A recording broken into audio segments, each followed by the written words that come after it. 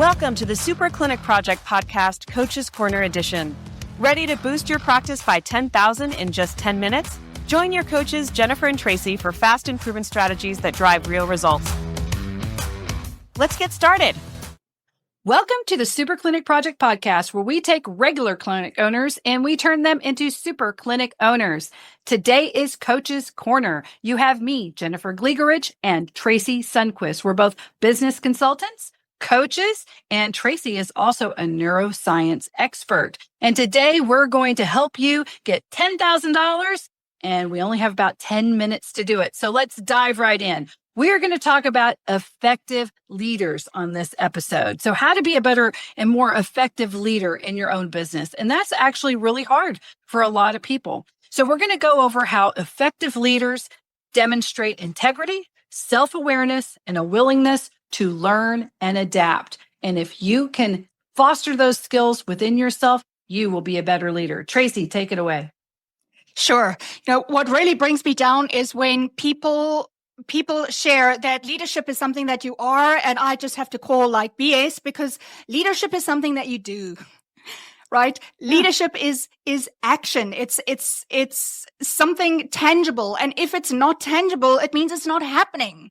Right? Leadership is about making sure that your team knows what direction they're pulling. They're on board for the vision that you are creating.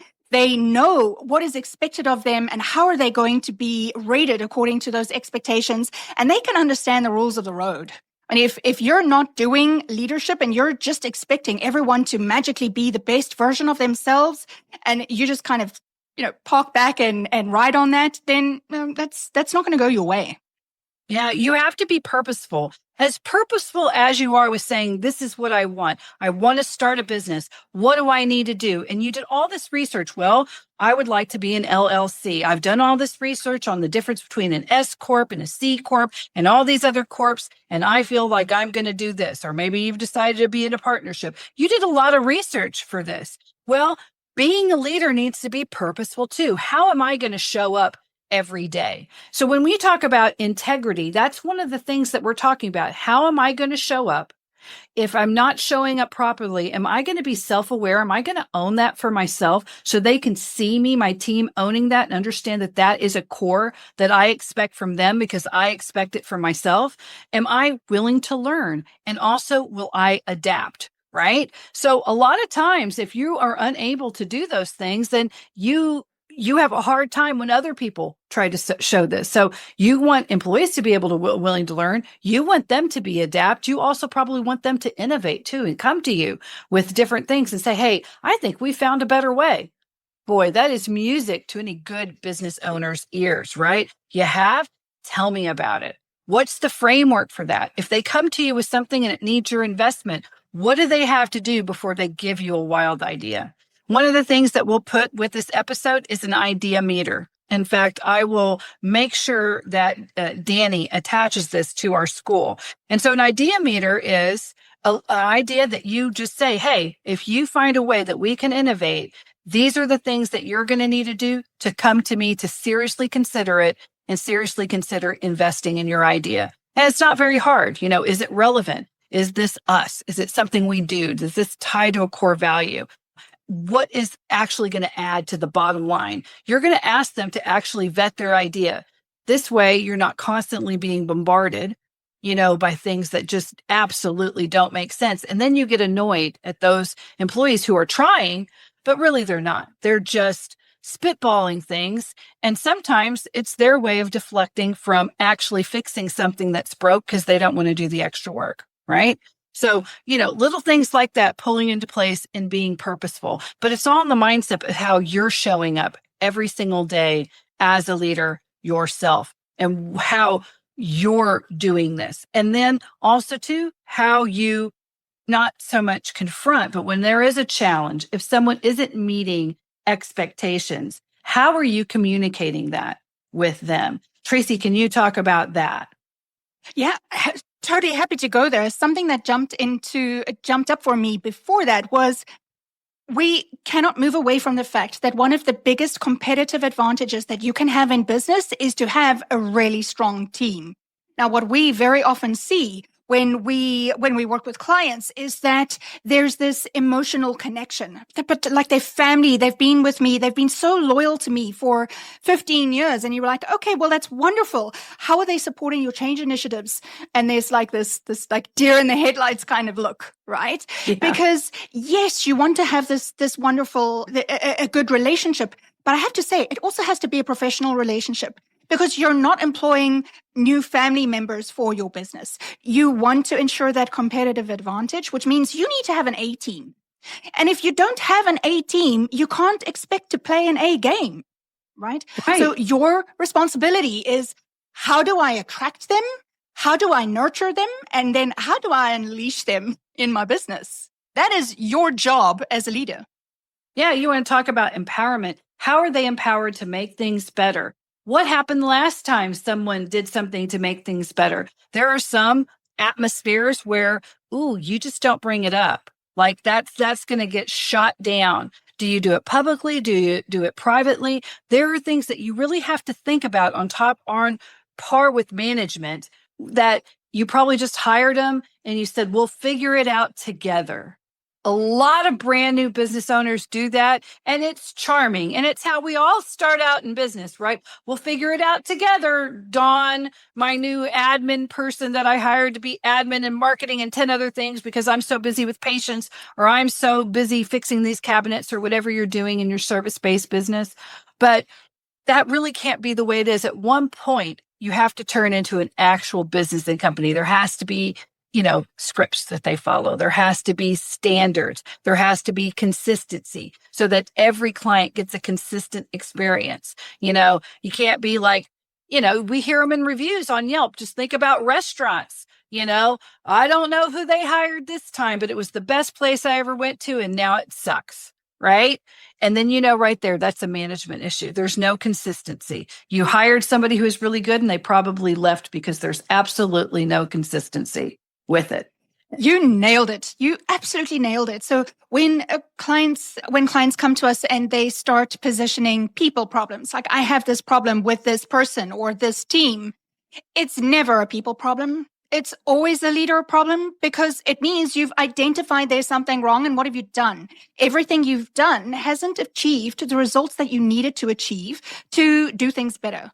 That's a leadership problem. That means, what do you need to focus on so that we can either correct the behavior, so we can get them showing up as an A team, or you replace. And I know it's not popular. It's not a popular take to say fire fast, but I'm saying fire as fast as possible, because you need to build your ability to know, what does talent look like, and how do I make sure that I nurture that talent? And again, I unleash it in my business. You're not there to hire and then to make sure that that person fits within your business. Like, no matter what happens to the business, when you grow, when you 10x, when you 100x your business, it's not about taking these people who've been with you forever and saying, well, I'm going to find a place for you now because you used to do that, but we don't do that anymore. So now I'm going to do this role for you. No, sorry, it doesn't work like that. You need to man up, sack up. You need to take responsibility and to know, this is what I want. This is the kind of team that I need. And this is how I need to show up so that I can deliver on that. Leadership, you do it. You have to do it. Maybe we should go to how we measure, Jennifer, because we're all about the measuring. How would you go about saying, okay, this is how you can measure leadership ability? Well, and the leadership ability is directly related to all your other KPIs and benchmarks, right? However, communication is key. If you communicate well with an underperforming staff, they will self-select out. Very rarely will that person stay on if you are communicating, hey, we didn't hit the goals today.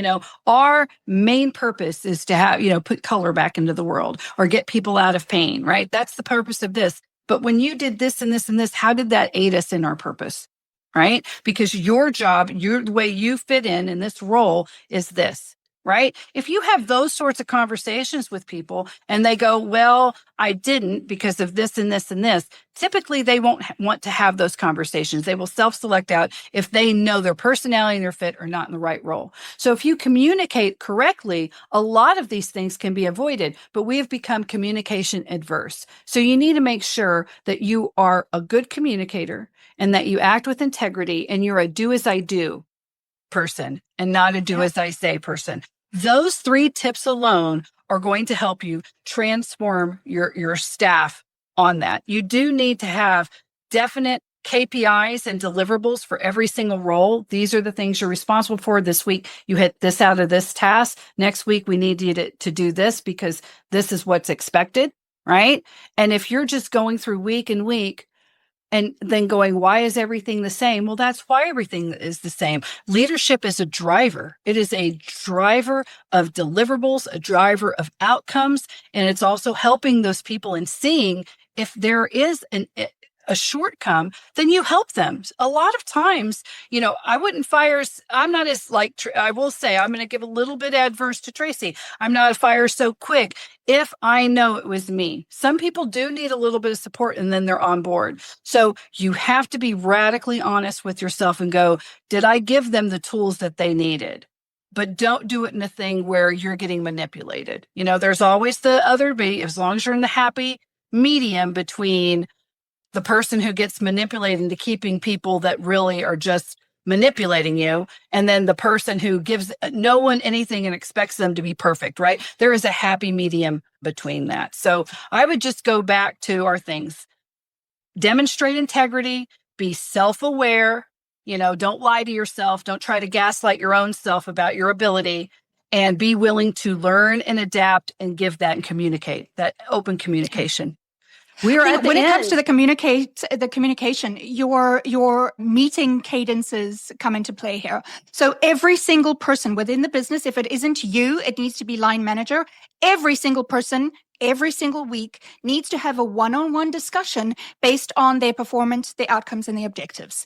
Every single person. Now, if you have 30 people, clearly you can't be the person having all of those conversations. So that's when you start to look at management levels within the business. But hey, between let's say 4 and 6 people, and 6 is like a real stretch, that's going to be the comfortable number that you can lead effectively. So how often are you going to meet?